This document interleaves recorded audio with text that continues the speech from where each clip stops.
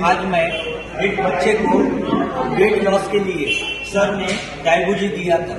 उनका वेट तकरीबन 70 केजी, एक कम उम्र के बच्चे का 70 केजी वेट था और डायबूजी 2 लेने के बाद एक बच्चे का वेट कितना हुआ ये हम उन्हीं के मुंह से जानेंगे।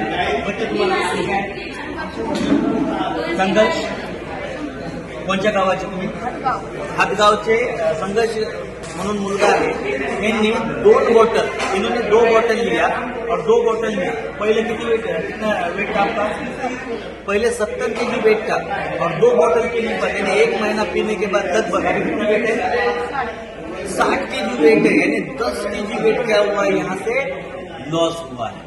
दोस्तों, अगर आज ये डायबूजी और अमरूद जूस अगर लेने से वेट लॉस हो सकता है तो आज देखा गया घर घर में आज बहुत सारे मरीज हैं। यहाँ से वेट लॉस के प्रॉब्लम है, कैंसर के मरीज हैं। तो यहाँ से अगर ये यूज अगर हम लोग करेंगे तो आप लोगों के भी घर में ऐसी प्रॉब्लम 100% खत्म कर सकते हैं। जय हिंद।